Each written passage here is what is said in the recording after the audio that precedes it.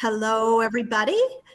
Welcome to our webinar. This afternoon, we will talk about success and effectiveness.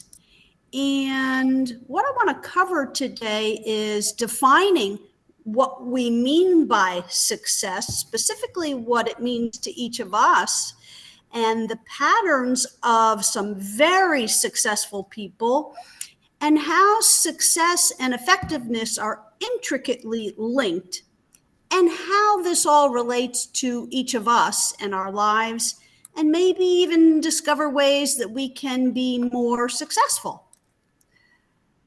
So if we think about how we might define success, I'm afraid I don't have any magic key or exact formula, but I have found some really good ideas of what many people would say about what it means to be successful. Some people might say that success is simply not failure. It's the opposite. As long as you didn't fail, you are successful. I'm not sure that tells the whole story. Certainly doesn't tell the whole story for me. Others might define success as when someone achieves a goal or gains world recognition and fame by getting a huge win or other favorable outcome. Maybe you got that college degree, that trophy, that new job or promotion. These are very specific key indicators of success for many of us. Would you agree? Yeah. Yeah.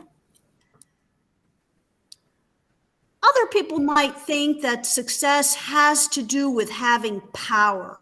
Maybe you just got voted in to be the mayor, the president, the chief of police, the head of an organization, the school principal, any number of leadership positions many of us relate to as having power, thereby as having success. Still others say success is that prosperous person that climbed the ladder and gained higher social status. Maybe you went from cleaning the building to managing the building. You moved up, that's for sure. The dictionary describes success as attaining wealth, prosperity, and/or fame. Does anybody watch Jeopardy? Yes. Anybody? My husband and I got hooked on it a couple of years ago.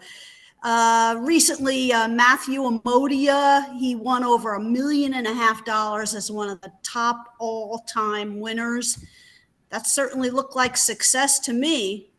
That might even be him on vacation. Social media and society seems to model the dictionary by telling us that success means to be super wealthy and have a lot of tangibles, lots of money, college degrees, beautiful house, luxury car, incredible vacations. I suggest, and you might too, that the true meaning of success actually goes far beyond these common definitions. For many of us, true success is not measured entirely by these factors, but maybe by the people that we've touched, maybe the people that we've given to having a better life because of what we've created or contributed to them. For many of us, the meaning of personal success is to live a happy life and to make this a better world for other people. Think about yourself, your family members, the most successful people in your life and in your world. Is it money, power, things? Is it the same or different for every one of us? What are your thoughts on how you define your personal success and how you measure it?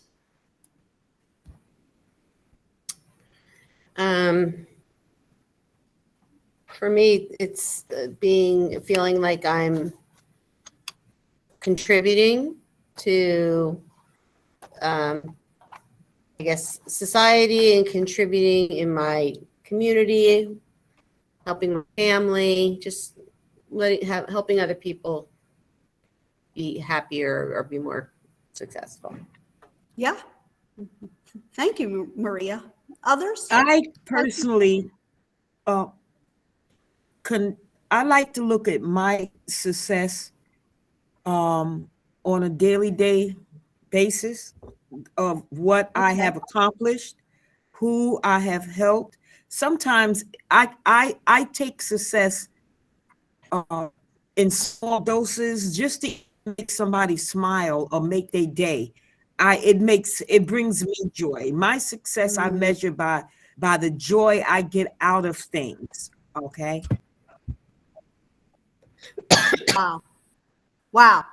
And I would say you are extraordinarily successful, if that's your criteria. That's awesome. Other thoughts on how you define and or measure success?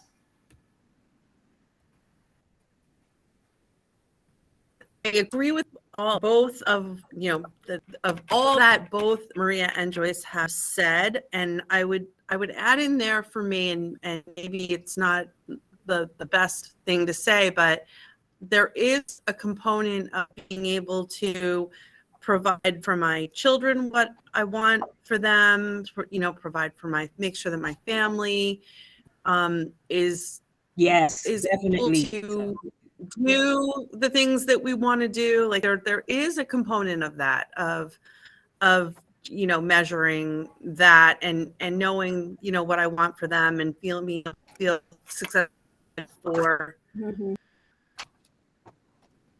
what we can provide.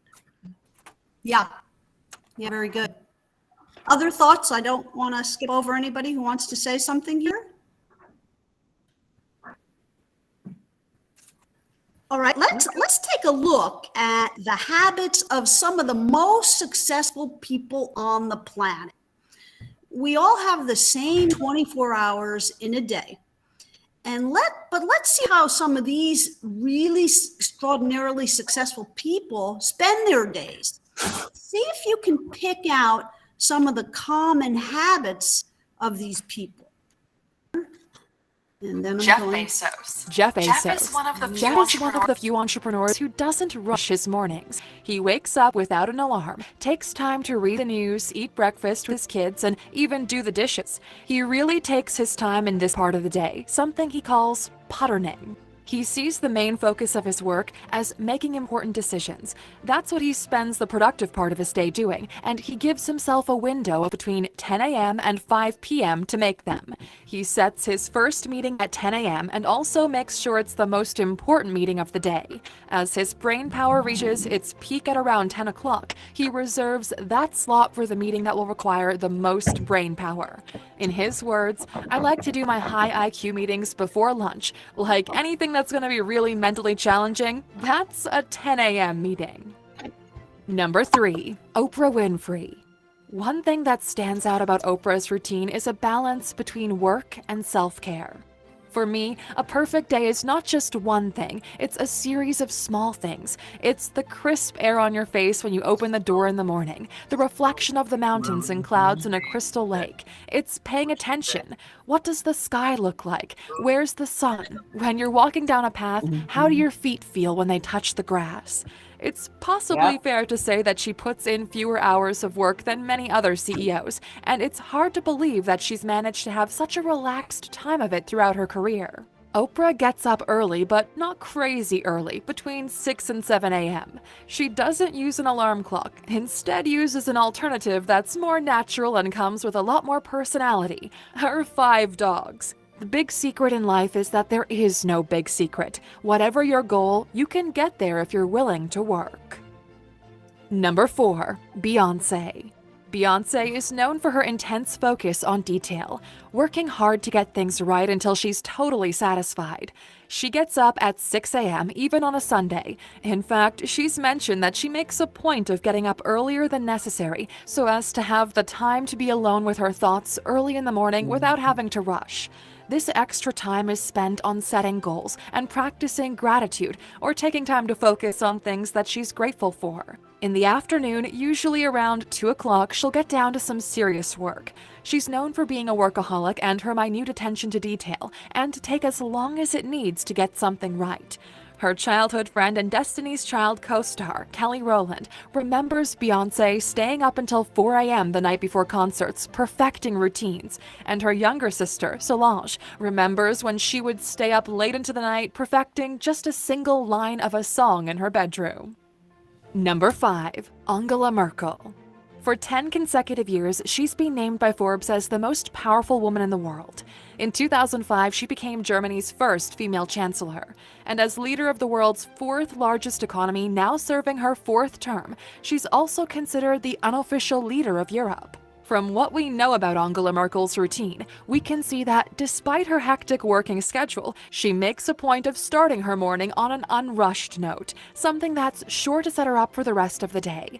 She also sets aside time to exercise, cook, and even garden, and keep long-standing rituals like going to the sauna on Thursday mornings. While she sets herself lofty goals and makes vital decisions for Germany, she's also keen on staying in touch with the people she represents, which we can see in her habits of cycling to work, shopping at the supermarket, and living in a regular apartment. You could certainly say I've never underestimated myself. There's nothing wrong with being ambitious. Always be more than you appear, and never appear to be more than you are. Number 6. Dwayne Johnson. Everything The Rock does is big. Having started out as a wrestling star, he made the transition to acting in movies seamlessly and can command more than $20 million per movie. He also has his own tequila brand, Terramana, partnered with Under Armour for his clothing line, Project Rock, and has been involved in a number of TV projects. So, how does he find time for everything? The Rock doesn't have a fixed time to get up, but when he's got a hectic day ahead, it's important to him to get up early enough to have that part of the day all to himself. The only thing that's regimented is I have to wake up before the sun gets up, and I have my 2 hours alone when no one else is up and the house is quiet. He says that having time to himself, those 2 hours alone and being able to do his workouts are his 2 anchors in life.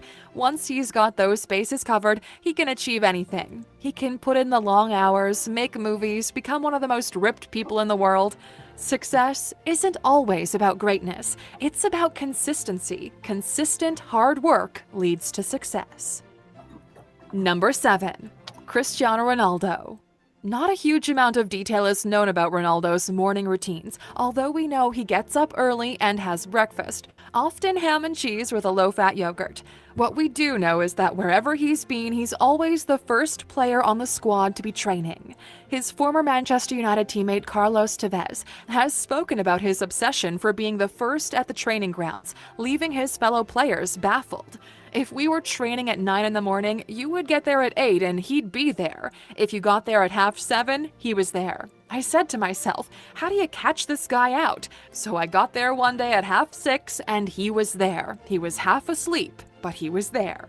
Like a lot of top-level athletes who are constantly pushing their bodies, getting enough sleep is vital for Ronaldo, which is why he gets quite a bit more than you'd expect from a CEO or anyone who isn't a top-level athlete. He gets 8 hours of sleep a night, as well as several naps during the day, sometimes as many as 5.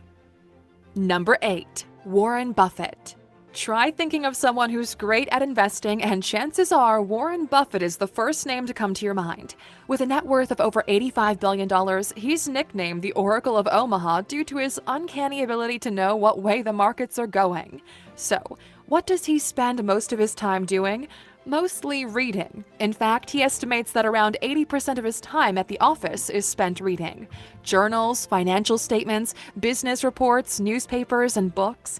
Once, when he was asked how to be successful in investing, he mentioned that reading was the key. He answered by holding up a stack of paper and saying, "Read 500 pages like this every day. That's how knowledge works. It builds up like compound interest. All of you can do it, but I guarantee not many of you will do it." Number 9. Tony Robbins.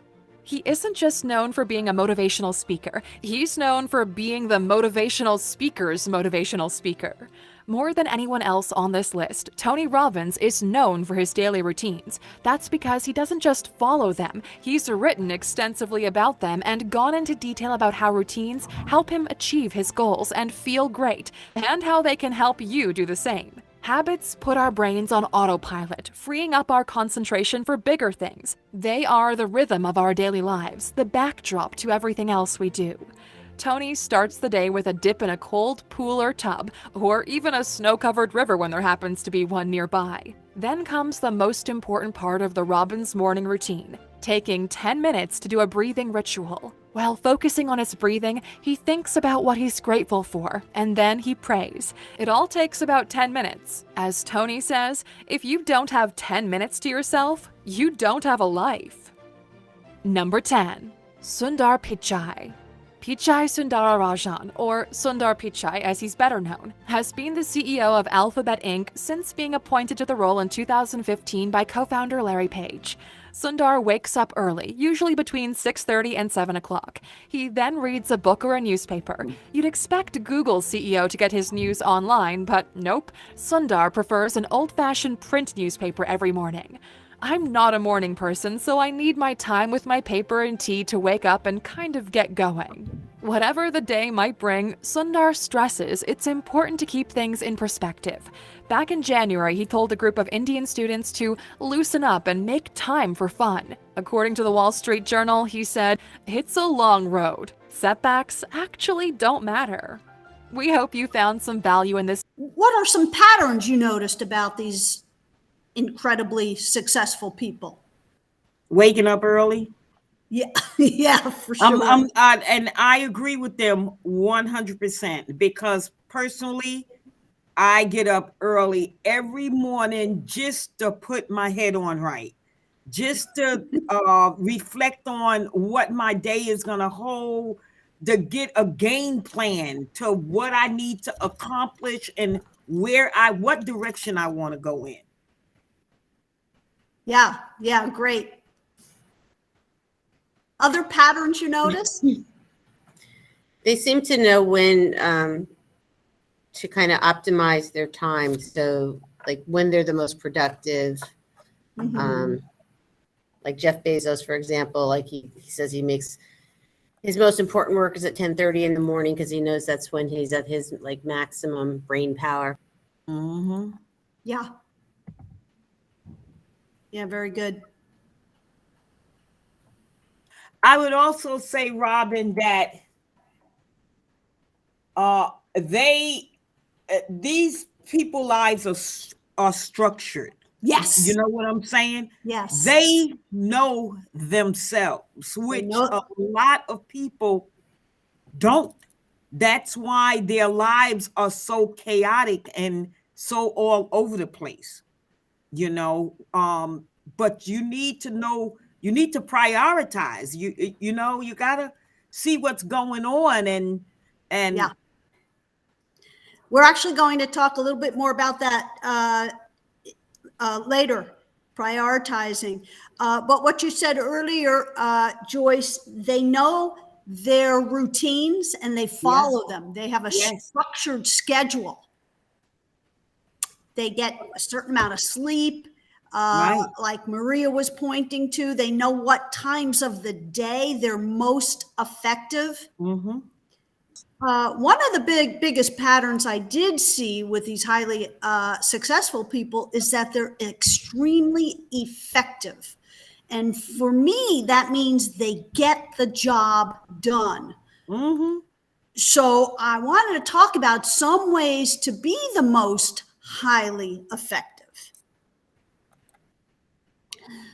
The successful people we saw in the video tend to have teams of people around them. And I suspect their team members are aware of and aligned with the goals that the team leader sets. So we don't necessarily need teams of people around us, but I suggest that we can lead our own success by sharing our goals with the people in our lives who we know and trust are totally aligned with us and our goals.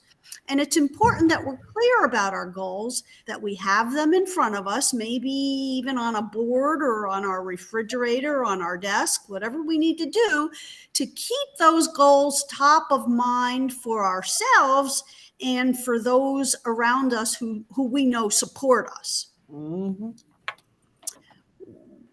What goals have you recently shared with someone in your life that you know is committed to you fulfilling it? Well, actually, I'm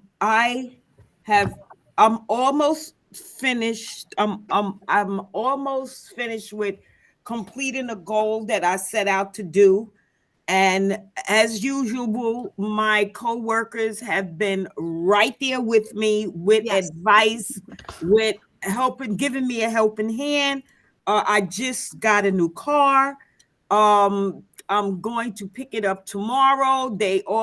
Lisa already is offered to take me there if the, you know what I'm saying? I mean, like you said, when you have an arsenal of people Yeah. who are there for you that you can count on, Yes. you don't waste time, a lot of brain power trying to figure out how things are done. You know what I'm saying? You know that if you got to learn how to ask for help, and Yes. that was a long road for me. But Yes. then I started to appreciate the people that I worked with who are there for me, and I acknowledge that, and I'm not afraid of being told no anymore. You know, I lived a long time scared to ask for help because I don't Yeah. like no. Yeah. and if you didn't communicate what's Right. going on with you and what's important and what you're trying to accomplish, nobody would know to offer help. No, they can't read my Yeah. mind. They Yeah. don't know you need help unless you say something. Yeah, absolutely. Other thoughts on that? Any other goals you'd like to share that you've recently shared with someone? Well, there's definitely something to adding accountability to whatever it is you're setting out to do by talking to others about it and letting them know that Yes. it's something that you know that you're trying to do. Yeah. And I find that is true. If you keep it to yourself, then maybe you don't always, do what's best or do the things that are moving you toward that. So Yes. talking to others is really smart because it does definitely give you that other person kind of checking in on you and keeping you To accountable. hold you accountable. Yeah. Yeah.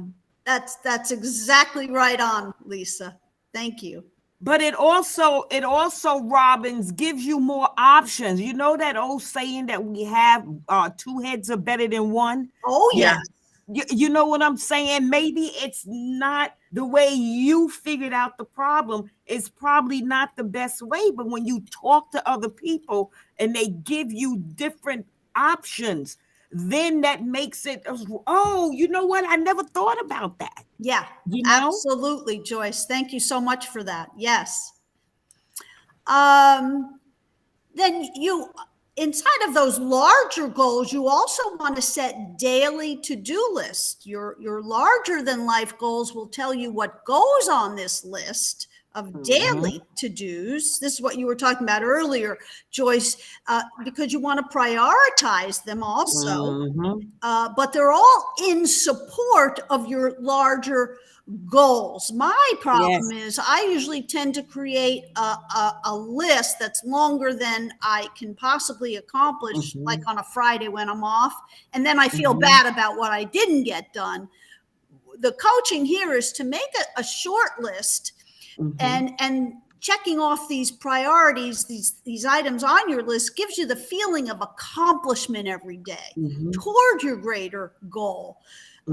So also you want to acknowledge what you didn't complete and what you did complete, and then readjust as exactly. You know what you got to start off with tomorrow. You know what I'm saying? Like you said, when you prioritize, you put the most important thing that you want to accomplish.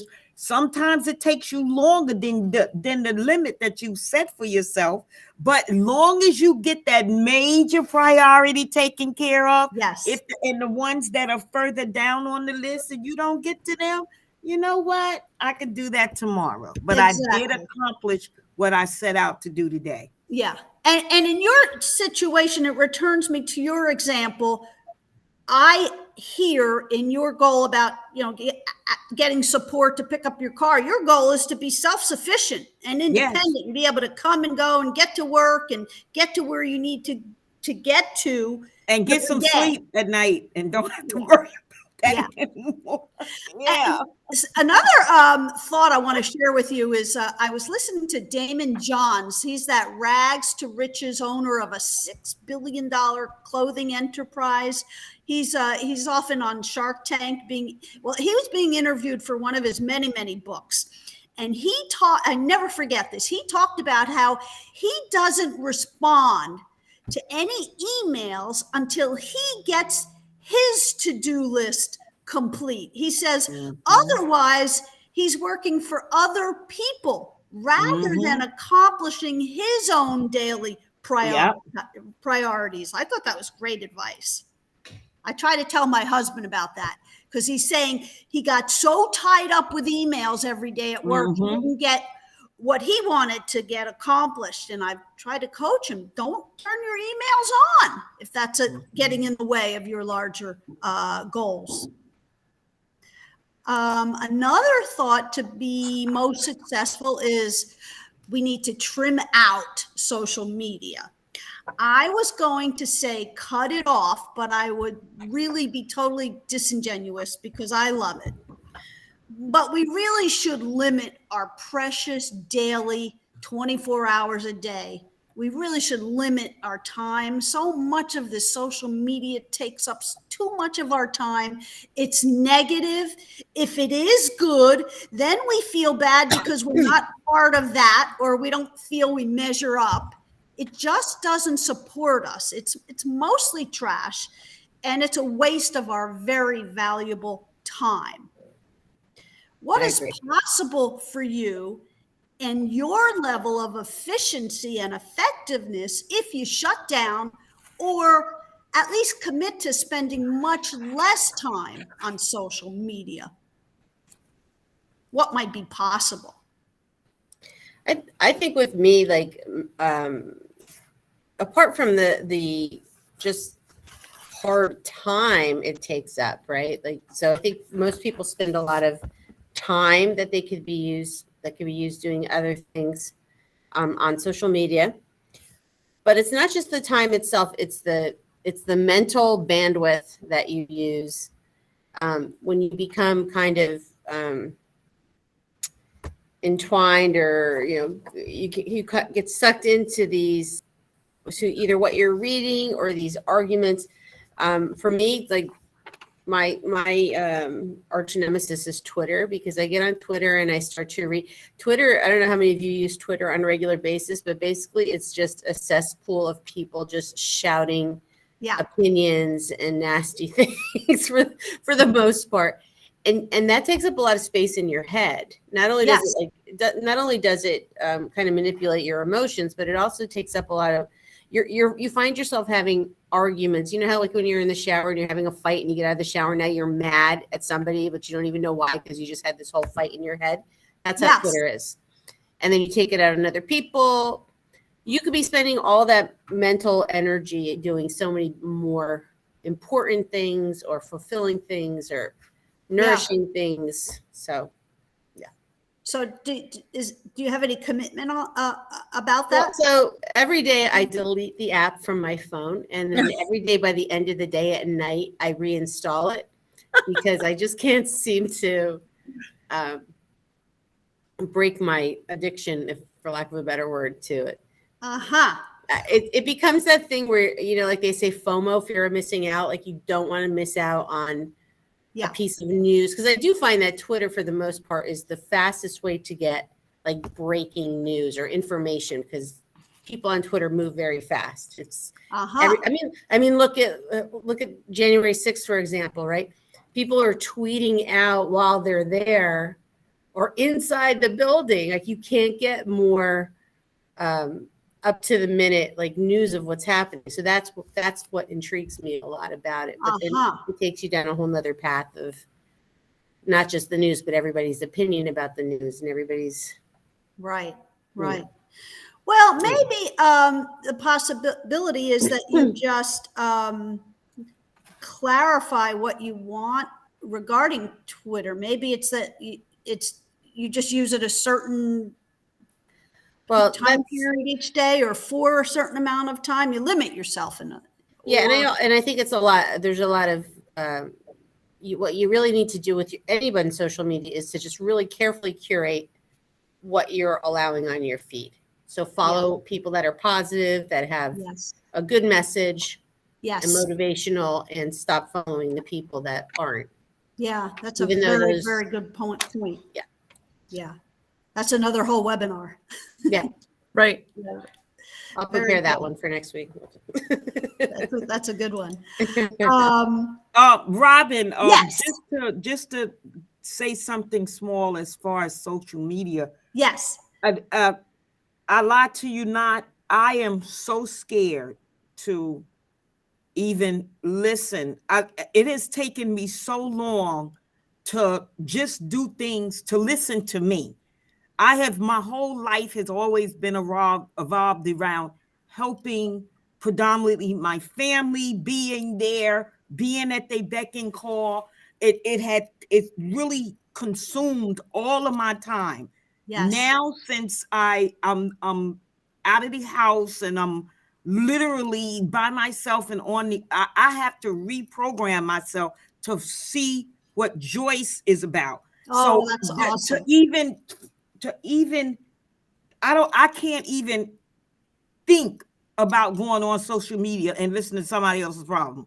I like me. And speaking of liking you, I love this. This is a perfect segue, Joyce. Learn new self-talk. Oh my God! Attitude about you. This is a choice. Choose to listen to the self-talk, that conversation in your head. It sounds like you're already there, Joyce. That voice that empowers you, believes in you, acknowledges your mistakes, and completely forgives you. Acknowledges your accomplishments with pride and joy. Listen to the voice that is kind, supportive, and fully loving of you. Your self-talking voice should be your greatest fan, not your greatest critic. The people who are the most successful learn to tell themselves they can do it. Linda's not here. Joyce, you got to mute. I'm sorry, guys. That's okay. You want to practice telling yourself you can do it, no matter how difficult, no matter what it takes. You've got what it takes. You can do it. You are capable of more than you have ever imagined. Now tell yourself that. Never listen to the negative opinions of others, and make the choice to eliminate negativity from your life. This is an area I really have to work on the most. A good attitude is not an accident. It is a habit and a skill that you have to build for yourself. Practice going through life with your success switches being turned on. This is it's a very deep learning curve for myself. My habit is to talk very poorly to myself. It doesn't matter where that started, because I know I have the power to change it. So if my knee-jerk reaction to my flaws is to bully myself, I need to keep catching and correcting that. Does anybody else share this learning curve? Am I the only one who's very, very hard on herself? Maybe I am. I think we all are. I think we all have that voice in our head that we need to really, I've been reading a lot of people, this thing where people say not every thought is the truth. Just because you have that thought doesn't make it true. Yes. So I think we have to really challenge sometimes our thoughts, and that takes practice. So I think it's a good thing to learn positive self-talk, to practice that. It's not something that's, for whatever reason, I don't know if it's just our country, our culture, are the fact that we're women on this call right now. It's not something that's innate to us to No. have positive Yeah. self. Yeah. Thank you for sharing that. I didn't want to feel alone in that regard. Another thing we can do to be most effective is to seek out successful people, people of quality, honor, integrity, and achievements who align with ours. Spend time with them in person. If you're going to spend any time on social media, and you likely will, at least like you said, Maria, spend time with people who bring goodness into the world, who share your values. We also get the most from the people who have the most to give.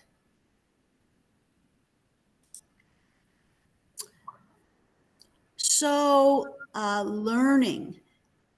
This is not necessarily about getting that next degree, but as we said earlier, and it could be, getting the next degree is always a wonderful thing.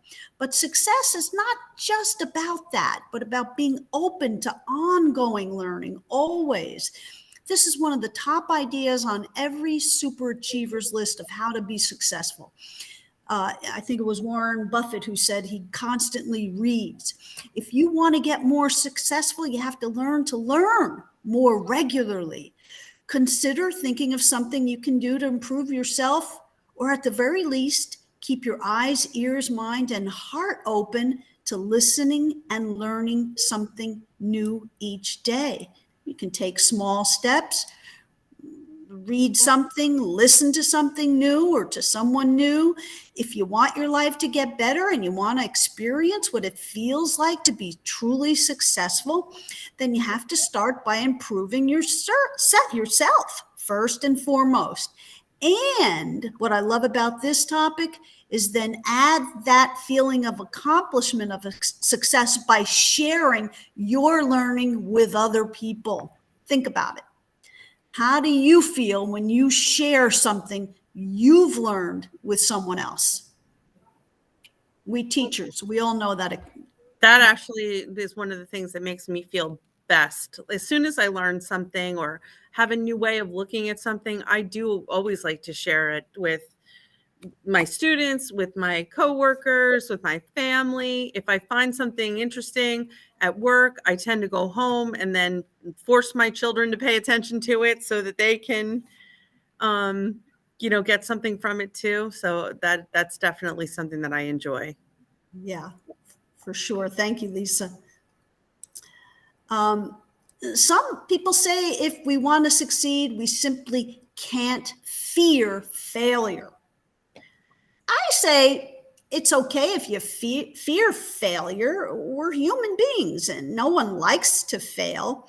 What I've observed and learned about failure is there is a lot more power in relating to it like a breakdown, meaning it's a break in the process of you fulfilling your goal. My former bosses in the business consulting world see failures not as obstacles, but as doors to create new opportunities, not as stopping points, but quite the opposite, as opportunities to learn and move forward, maybe even in better and unforeseen new ways. Success and progress towards success simply doesn't work in a straight line trajectory, but that's the ebb and flow of discovery and learning in life. So, as I say, some people say, don't fear failure. I say, embrace it, but continue anyway.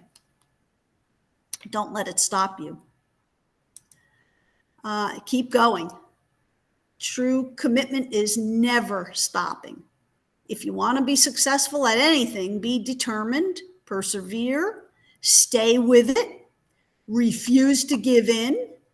Don't hesitate, don't hold back, and don't quit until the job is done, until you've fulfilled your goal. If it hasn't worked yet, try harder. If you haven't reached your goal, pick yourself back up, focus your sights, visualize the outcome, recommit to making it. Maybe put together a new supportive team, a new plan. Start again, take action, and stay with it. Ask for help and never, ever give up.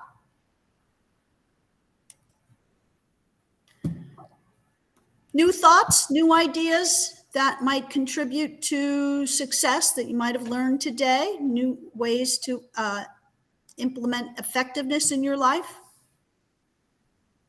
Olivia, I didn't hear at all from you. Are you there? Yes, I'm here. I'm listening very well. Sorry, but I am. Are you multitasking multitasking a again? little bit. But I will add this that I think is really cool. If